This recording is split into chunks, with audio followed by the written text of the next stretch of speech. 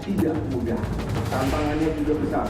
Tetapi saya percaya Jakarta yang lebih baik selalu dapat kita wujudkan bersama.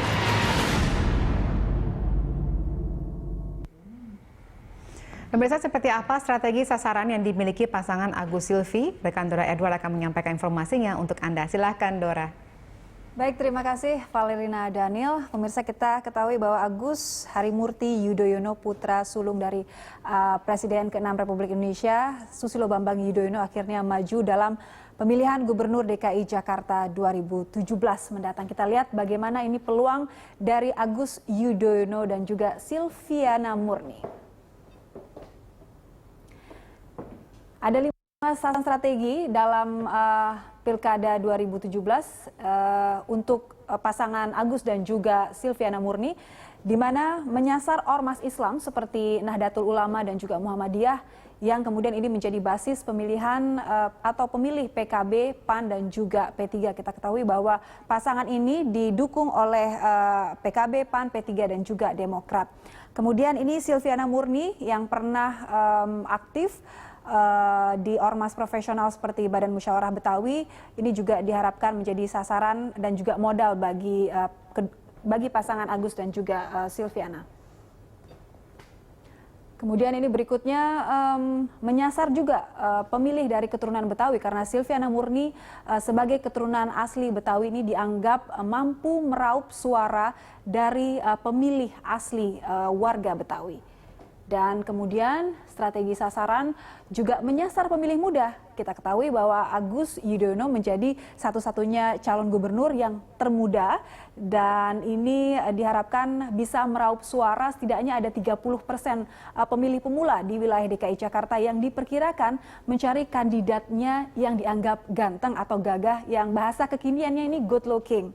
Nah, kemudian Silviana Murni sebagai satu-satunya calon wakil gubernur wanita, ini juga menyasar pemilih perempuan dan diharapkan dapat meraih suara di antara 56% pemilih perempuan.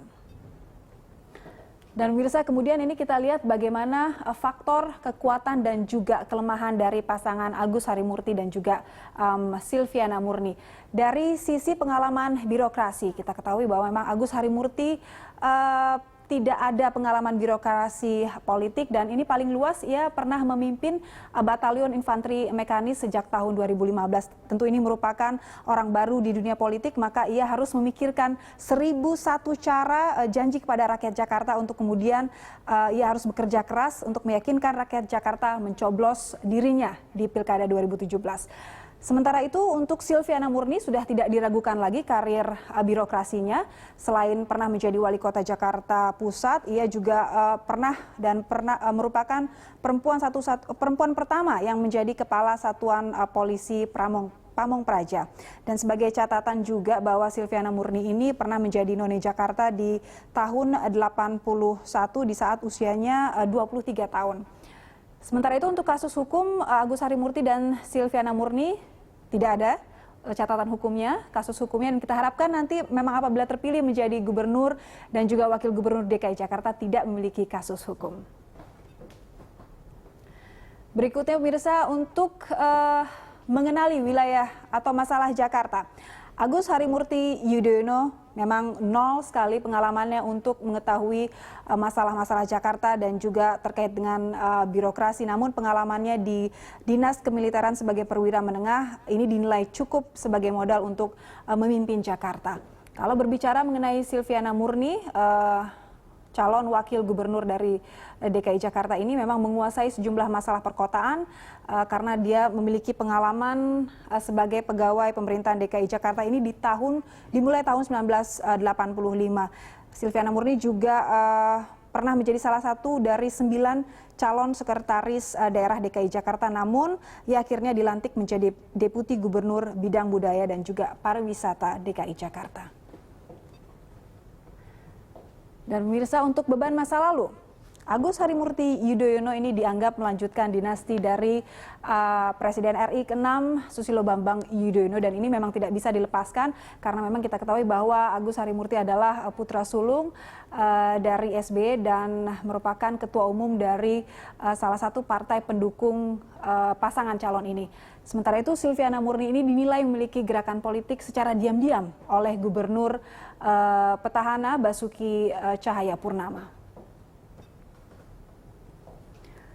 Selanjutnya pemirsa, untuk kepemimpinan sendiri, Agus Harimurti ini memiliki latar belakang militer, termasuk ia pengalamannya sebagai komandan pasukan.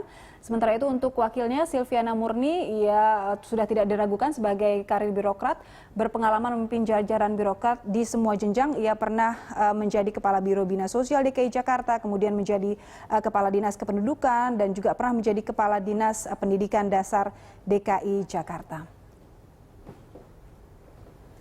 Ya, Vale, demikianlah pemaparan kami mengenai peluang dari Agus Harimurti dan juga Silviana Murni pada Pilkada DKI Jakarta tahun 2017. Kembali ke Anda. Baik, terima kasih Dora atas informasi Anda sampaikan. Kita lanjutkan dialog kita, pemirsa. Iya, Bu Andi, kalau kita lihat tadi dari pemaparan kekuatan dan kelemahan dari pasangan ini, kita lihat yang paling disoroti terutama adalah soal pengalaman yang minim, terutama untuk Agus ya, karena sebelumnya memang berkarir di TNI, tidak di birokrat, dan juga pengalaman politik. Nah, kita ingin tanya sebenarnya kemudian apa yang bisa dijadikan penguat untuk keberadaan Agus sebagai cagup DKI kali ini?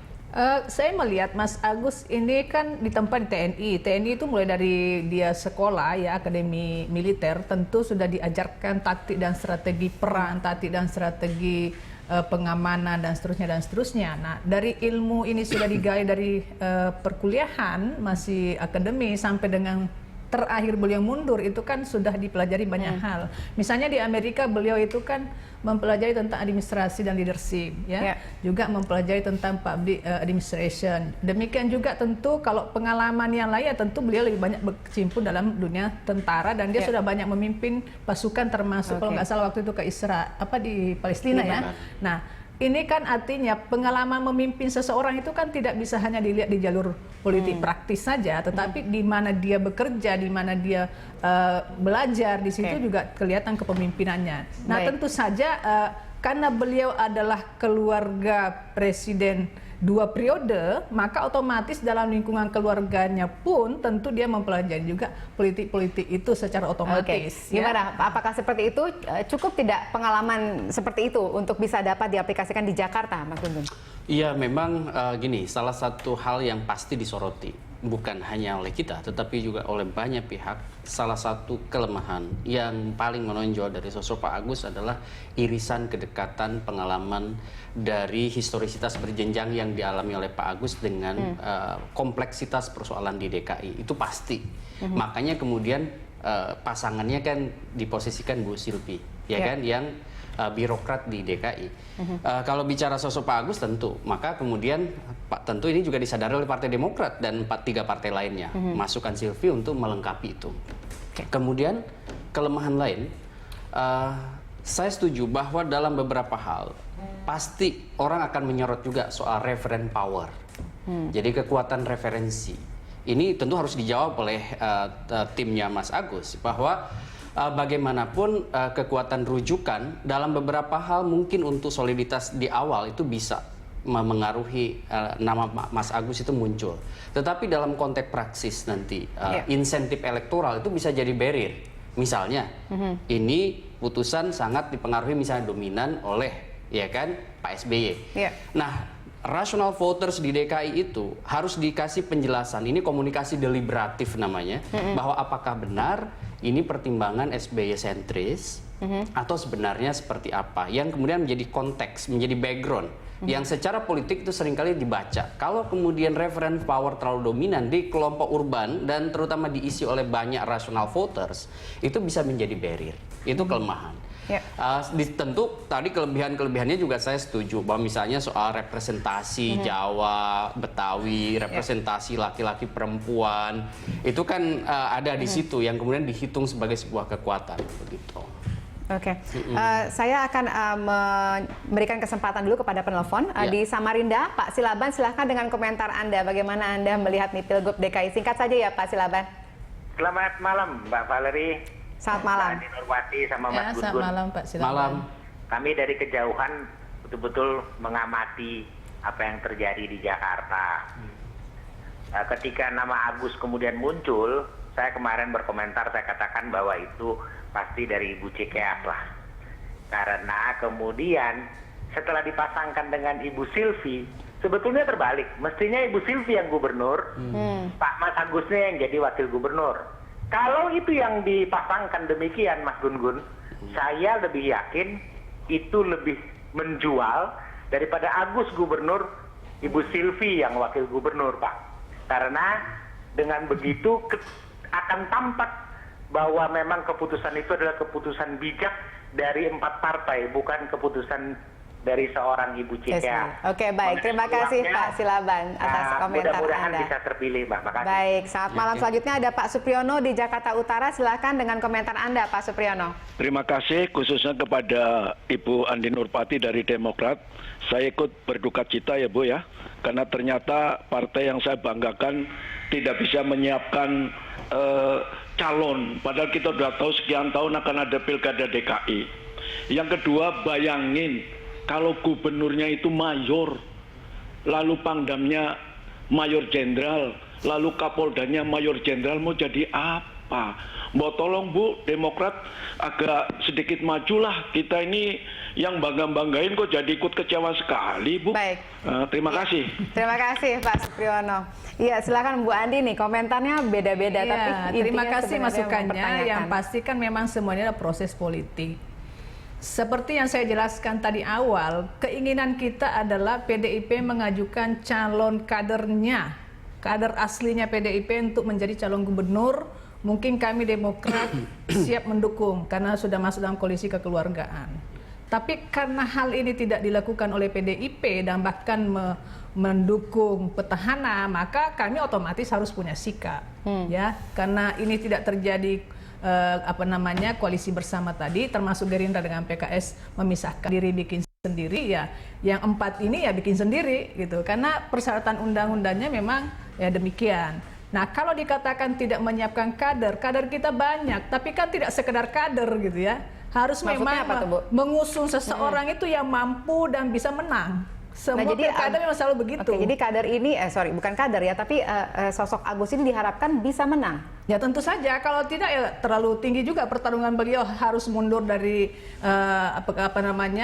komunitas TNI-nya, pekerjaan TNI dan lain-lain. Tentu kita juga alhamdulillah melihat bahwa sosok Mas Agus dan Ibu Silvi ini mampu mengalahkan petahana atau pasangan yang lain karena melihat kelebihan-kelebihan tadi. Pengamat juga sudah mengatakan kelebihannya ini, kelemahannya kita juga sudah tahu kelemahannya beliau, karena itu dipasangkan dengan Ibu Silvi yang bisa melengkapi kelemahan beliau sehingga kedua pasangan ini saling mendukung, unsur gender juga terpenuhi, memperhatikan dan menghormati juga DKI ini sebagai kota Betawi lah, sebutlah begitu. Nah, kita juga melihat itu. Nah, karena itu kelihatannya bahwa disambut baik oleh mayoritas masyarakat DKI dengan polling-polling yang muncul 1-2 hari, 2 hari. Sekarang beliau menempati urutan teratas, bahkan mengalahkan petahana gitu ya. Artinya respon masyarakat itu sangat bagus. Oke, menarik ya ini. Jadi ternyata calon yang tidak diduga-duga ini malah bisa mendulang suara di menit-menit awal ini. Nah, menurut Kang Gun, sebenarnya kelompok mana sih yang bisa menjadi target atau voters yang utama dari pasangan ini? Oke, pasangan Agus Silvi ini kan pasti punya pemilih awal, modal dasarnya adalah mereka yang memilih masing-masing partai dulu, ya kan? Itu yang disebut dengan pemilih tradisional masing-masing partai. Kan mereka pasti punya kan, seperti PAN, kemudian Partai Demokrat, kemudian juga P3, itu pasti masing-masing punya basis sampai ke bawah.